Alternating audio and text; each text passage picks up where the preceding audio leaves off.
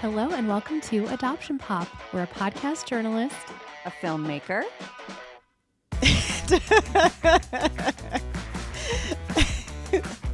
I'm prepared, and a cultural critic burst pop culture's favorite adoption tropes. Yes, we do. Because we're adopted, people. We're adopted and we're looking at the wrong part of the script. Okay, I have a question for you. Haley, have you ever found something strange buried in your backyard?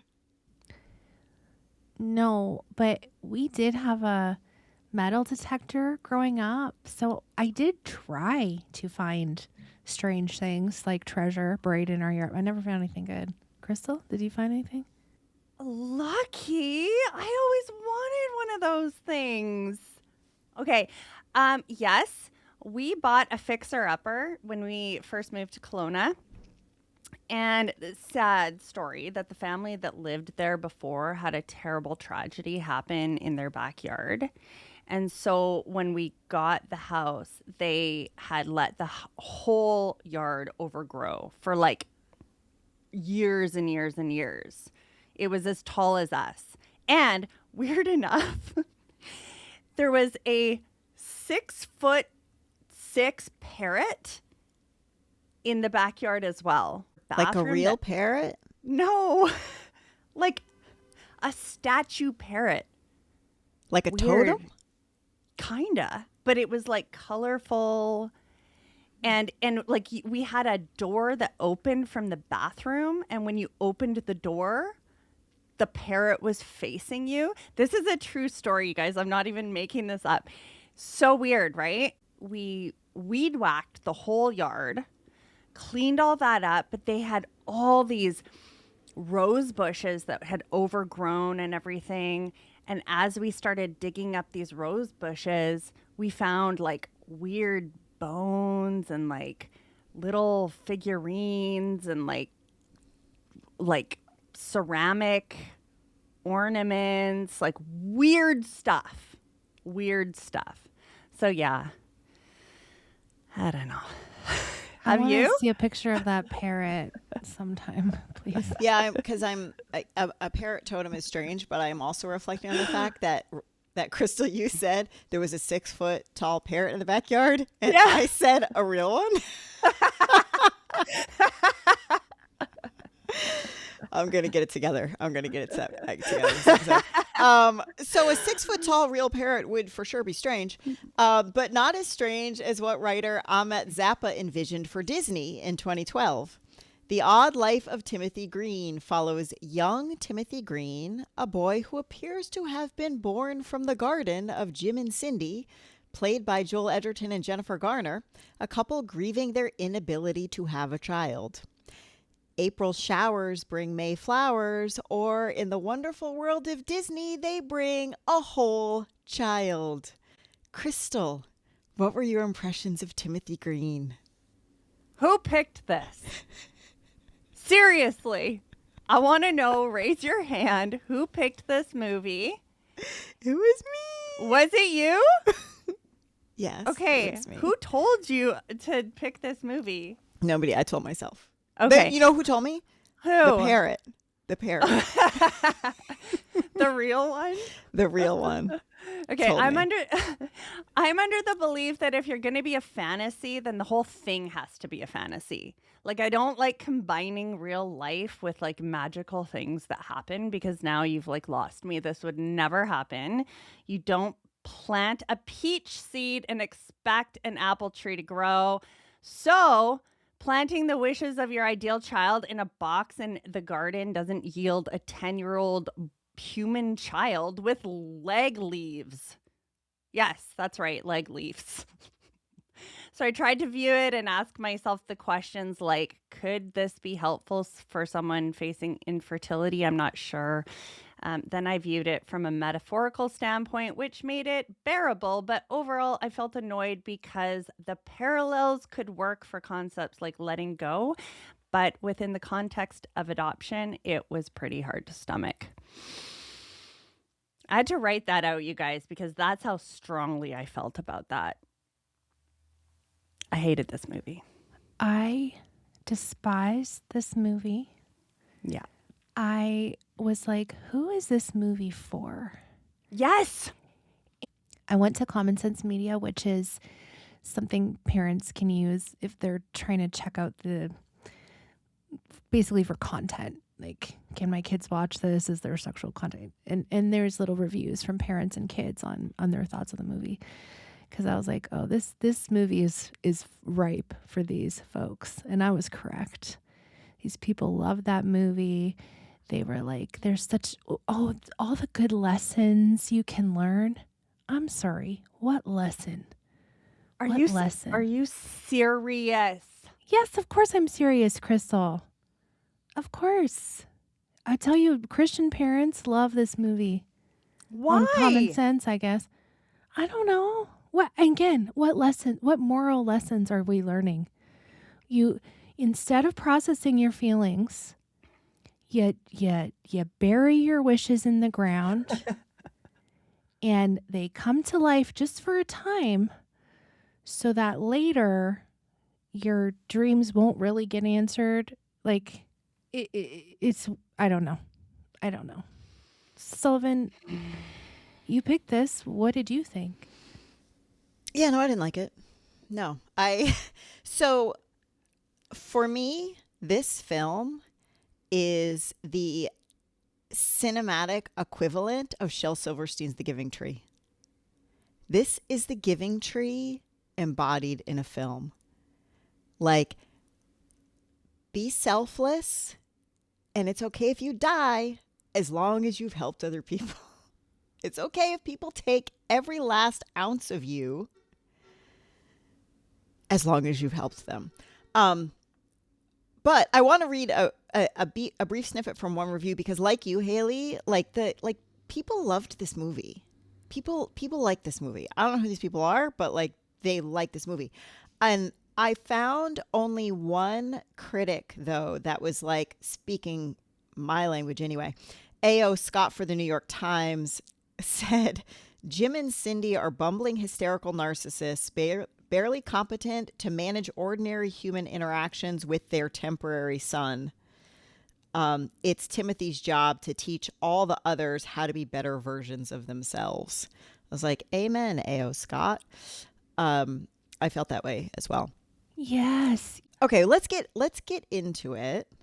And we sort of mentioned the premise, but I will repeat the premise for folks who weren't picking up what we were putting down. Jim and Cindy Green, a lovely young couple in a nondescript New York State town in New York State, Georgia. I can't remember. It doesn't matter. They live in a small town, and they want to have children. They are unable to have. A child, and so they one night with a bottle of wine, they want to let go of this idea that they're ever going to have a kid, and so they drink a bottle of wine and write down on little slips of paper every wish they ever had for their child.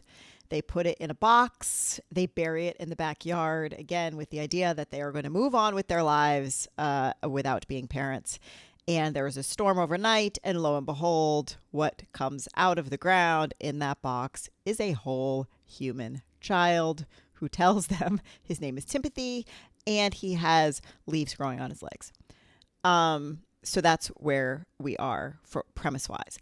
I actually want to go back because I want to ask. I want to talk about like one thing, but then before we launch in, like when Timothy's there, I skipped the framing of this film, which to me was super important. The film opens with Jim and Cindy in the adoption office. They have filled out paperwork to become adoptive parents. They were supposed to write down like why they're qualified. They left it blank. The agent person says you left it blank, and they said, well, we have to explain to you why we're qualified. I have feelings about that, but what are your feelings about it? I didn't realize they were in an adoption agency. I thought they were like being interrogated by by court people. Which is what they should have been. They should. Are we going to commit you? Because all of these stories you're making up, you maybe should be committed. Yeah. You can't even fill out the paperwork? What's wrong with you? Well, you know what it is? I don't know what I got from that. It's the entitlement. Like the extreme entitlement of these people.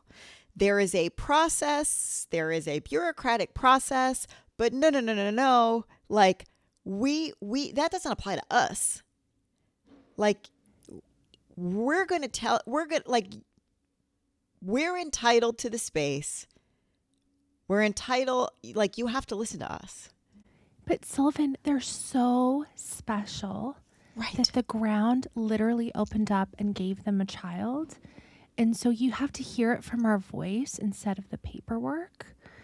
And not just that, our appointment is for an hour. Oh, but we're not done. So we're just going to keep going. Yeah, entitlement, nailed it. Exactly. Yeah. The entitlement, and also when we learn that, because the movie's then told in flashbacks from this appointment with the adoption agency. And one of the early flashbacks we get is the sort of the last meeting with the doctor, when the doctor's telling them, like, you're not going to be able to conceive a child. And he says, you couldn't have tried harder or done more.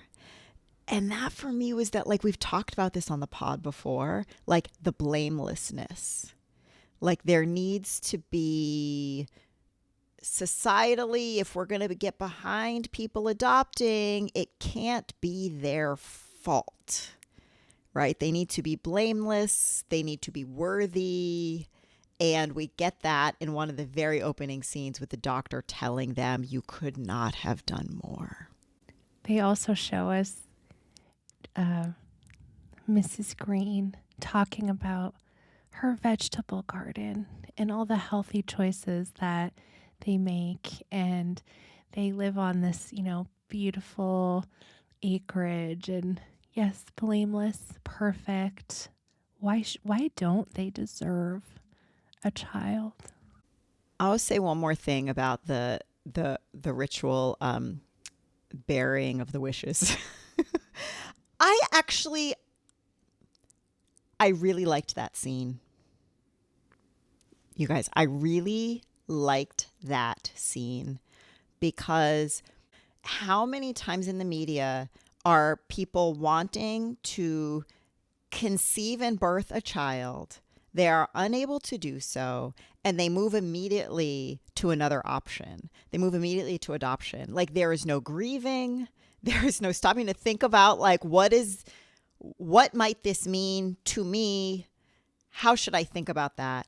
And I really liked the fact that we saw this couple who were very clearly grieving the life that they thought they were going to have, and in fact, craft a ritual around that grief to work through it. I really loved that scene. I think what was unfortunate is it spawned shenanigans, but I thought that scene was really powerful. I'd agree with that. I think it was very symbolic of like letting go. And I also thought it was a little bit delusional. The delusion of a new parent, thinking that you can manufacture the kind of child that you want, right? Like, I don't know about you, Haley, but you have a child and you think, oh, sorry, they might be just like me, or they might be just like my dad or their dad, and then they come out and they're like nothing like either one of you. And you're like, oh my gosh, you're your own person. And, and then learning as a parent to meet them where they're at as their own little individual person.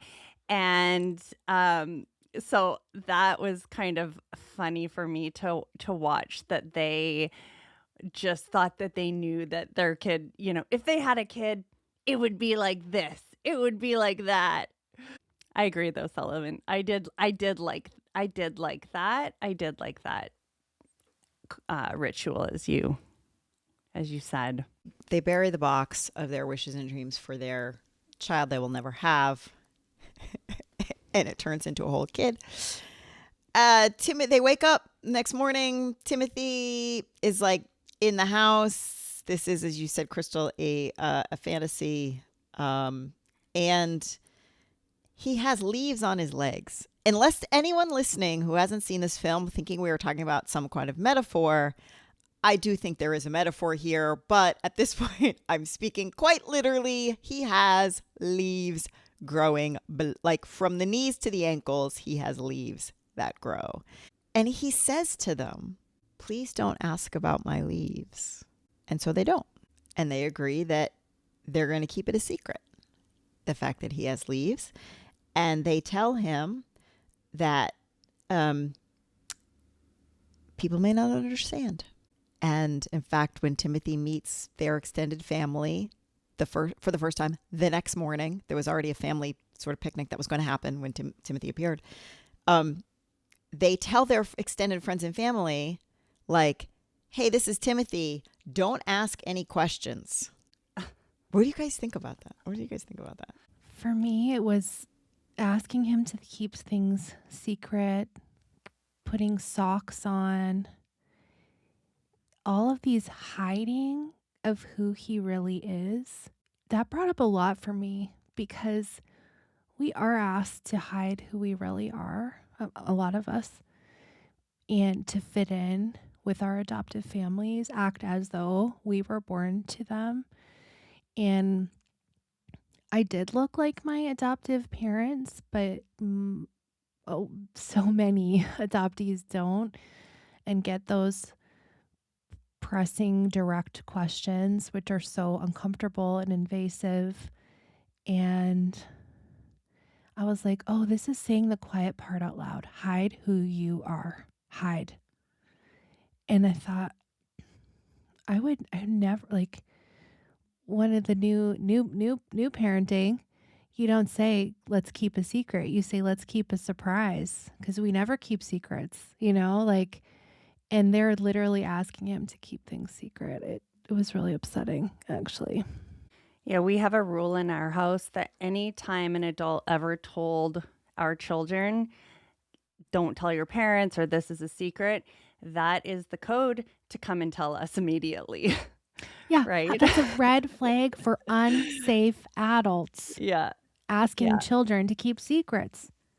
No. Yeah. I relate to you, Haley, like hiding who you really are. And I think as an adult, that has created a lot of social anxiety for me, because sometimes then when I do show up as I really am and really put it all out there, I go home and feel like, oh my gosh, I can't believe I just showed everybody that depth of me, and because it still sometimes doesn't feel safe. Yeah, I think what really hit me about this that we're talking about also is it's framed as being about like other people's inability to deal with Timothy's difference.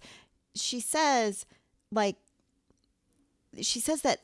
other people might not understand. And I think I experienced in my own life, in my observation also, that when people have said that to me, it's not about these rando other people. It's about the person saying it. So when, Cindy says, we're going to keep this a secret because other people might not understand, what I hear is, we're going to keep this a secret because I am incapable of having an actual conversation with you about this. And it makes me very uncomfortable. So it's you don't want to talk about it because the other people, which I find is just hugely problematic to say the least. Yeah. And they go so far as to bring him to someone to try and have these leaves snipped off. Lin-Manuel Miranda, of all people. Of all people. Why are you here, Lin-Manuel? This is before Hamilton. This is before Lin-Manuel Miranda had $1 bajillion and didn't need to take bit parts anymore. Well, he fails at cutting the leaves off, and there's some, it's disappointing. You can't get these leaves off that make Timothy weird. Oh, yeah. There, Very relatable to the whole ear thing I've shared on the pod before. Like getting my ears pinned back because they made other people uncomfortable. we have in this same scene where Cindy's sister, who has kids, says to Cindy, I thought you were trying to have a real kid. I mean, one of your own. Yeah, and then she says, you got to know what you're dealing with. They have issues. Right? You know, and I think, Sullivan, you've mentioned this before, that, you know, people think that children in foster care are inherently broken. There's something wrong with them. That, you know, that's the pursuit of wanting to have an infant child to adopt, right? Because they come with issues. So, Yeah, that's the assumption everyone is making, is that they're Yeah. that Timothy's like in foster care, and he's a recycled child. You know, like, I don't know. This is the language her sister is using is so wrong, and Cindy is like, he's mine, he's mine. She's very possessive and feels as though he was born to her. Like, there's a lot of problematic things going on here. But the language of both Cindy and her sister, though, I don't know if you felt this way. Like, yes, wildly problematic, and also, I've heard that stuff a million times. Like from a right, like, yep, it's exactly Completely. what people say. It's exactly how they act. yeah. Cindy is kind of an adoptee through kinship adoption, right? Yeah. Because she was raised by Uncle Bub and Aunt Mel. Yep. She should know a little bit better. Well, I think that I don't know, in my mind, it was, maybe if she had done some inner work about her own life, she would have acted a little bit differently. She tells as now Timothy is in the house, he's going to go to school, he's going to like do all these things with his leaves hidden, of course. She tells the adoption caseworker, again in the like sort of flash forward, she says, I decided our kid would be a normal kid. I've decided this is what we're doing. Which again, that like complete inability to see Timothy for who he is. And again, the language of being normal, like, Timothy's not normal, so I'm going to pretend that you are normal, which, again, the normal language is wildly problematic. This is her language. But my heart broke for him. You're saying to that child, you're different before they even step out into the world and the world tells them they're different. Like, maybe they're going to go out into the world and people are going to be like, wow, Timothy has leaf legs. That's amazing. And then they throw him a party because he's super cool that he has leaf legs. And like, he's not embarrassed by it, right? He knows not. he's different and he is not embarrassed. He doesn't care. And so they're not even allowing him to like show up as himself and like have this and like develop the skills to then deal with how the world is going to come at him, right? They put everything on him. Like, Yeah. there's a incident at school, there's phone calls made. Timothy has some, I don't know, paint or something put on his face, and the parents see bullying. And Timothy, being kind of naive and new to this world, he's just like, I let them, it's fine. And the parents are like, you can't let people do that to you. They're the ones that get really upset about it. And talking about projecting all your own stuff onto this kid, right? I think like that's the whole movie. The whole movie. Every wish they had, it's your own shit you're trying to put on them. Yeah. And Timothy, we should say, is just, he could not be a more delightful, thoughtful, kind, well-adjusted child. Like, he is literally a fantasy child as well throughout this film. And so we see him in all these situations, as you said, Haley, but also at the same time, he's living out all those things in the box, right, that they wished for him. And at some point, they start to realize, like, this kid is living out every single thing, every single good thing that we put in that box for him. But we also get a sense that something else is kind of happening here. Timothy's leaves start to fall off. We start to see him losing his leaves, and nobody really notices. But we see him losing his leaves. What did you guys think when you started to notice that he was losing his leaves? I'm like, Timothy's gonna die. That's what I thought. He's on his way out. And I started feeling sad. Haley, what did you think? I too thought that he was on the way out. And I thought, I guess because it's a kid's movie, you got to make it super literal. We got to see like these brown dead leaves. I don't know. Okay, but each leaf symbolized one of the wishes that they put in the box, right? And then each wish that got fulfilled, when it got fulfilled, the leaf fell from him. Am I reading this correctly or no? I'm not sure it was a 1-for-1, but each person that he helped in some kind of way, again, very selfless child. Each adult, not each person, each adult that he helped, he would lose a leaf in that.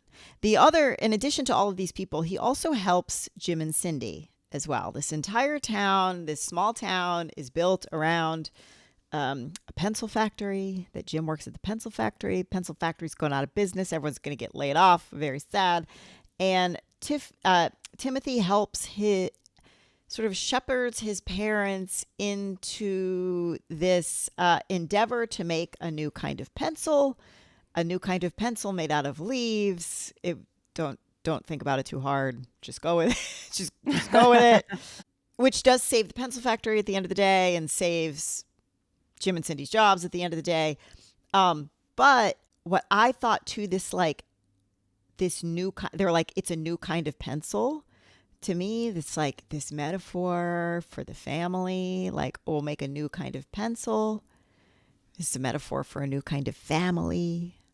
I thought this idea of like, again, like, you don't need to birth the child to have the family. You can bury paper in the backyard and one can be born out of your garden to make a family as well. I found it interesting that each kind of prophecy that was being fulfilled was never quite how Tim and Cindy, or not Tim, Jim. What's his name? What's the dad's name? Jim and Cindy had hoped it would be. And I was like, that is kind of like how parenting is. It's like you never really think that it doesn't quite turn out how you expect it to. One of the other wishes, I mean, they should have been a little more specific, I guess, when you're wishing, like, I know if you have a genie in a bottle, you have to be very specific with them. Yes. And so they hoped that he would score the winning goal in the soccer game, and he did, but he scores it on the wrong net, so the other team wins. So it was technically the winning goal. I mean, be more specific about your hopes and dreams for your children, I guess. And so really right around the same time that he scores the winning goal for the other team, and again, he's losing his leaves, we notice as the viewer, Jim and Cindy don't notice because their wishes and dreams are coming true, is he tells them, I need to tell you something. Like, he tries to communicate to them. They are not listening. And at this point in time is when we flash forward again to sitting in the adoption agency. Haley, you alluded to this before. They're like, I'm sorry, your time is up.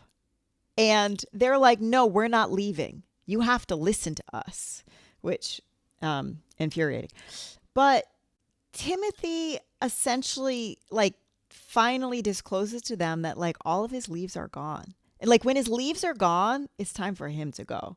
And this is Disney, so we don't get death. We get, reabsorption into the backyard. Compost, if you will. But they're devastated. Like they're devastated. No, no, no. You have to stay. Which, hasn't he done enough for them? They're like, we have so much left to do. I'm like, hasn't Tiffany done enough for you? I have no words. This is a stupid ass movie. It's going to get worse. It's Ready? Yeah. Go for it, Haley.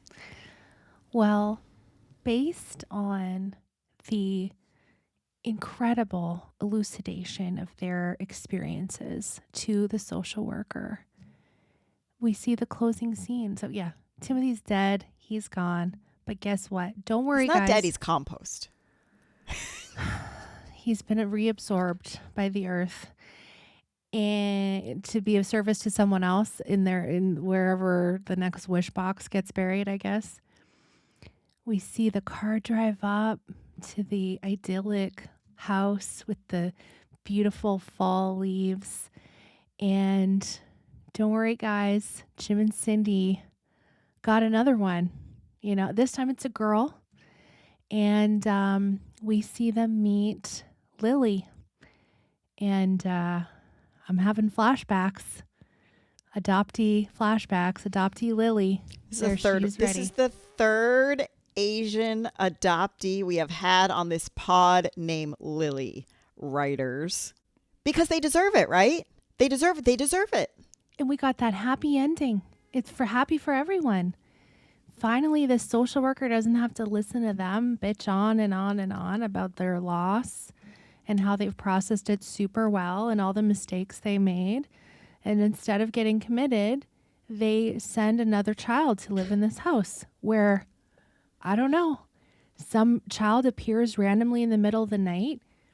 They call the police and then they lie about it later. The kid is gone. Where's the kid? Have you checked the backyard? I mean, they literally tell the story. We had a kid for a few months and now he's disappeared. But you should give us another one. No, because he taught us how to be good parents. He taught us how to be good parents. So now we really, like, we deserved it before. No. Let's be honest. We deserved our own. Look at our garden. But we can't have our own. We deserve to adopt. Everyone in this town knew that they had a child in their care. Where is this fucking child? And why aren't the police there investigating Jim and Cindy for disposing of this child in their garden? Do you know this is a true crime? That's what I read on Reddit. Someone was like, I'd love them to remake this film, but like make it a horror. Because it is like a horror movie. I know. It already is. The lights go out and he leaves.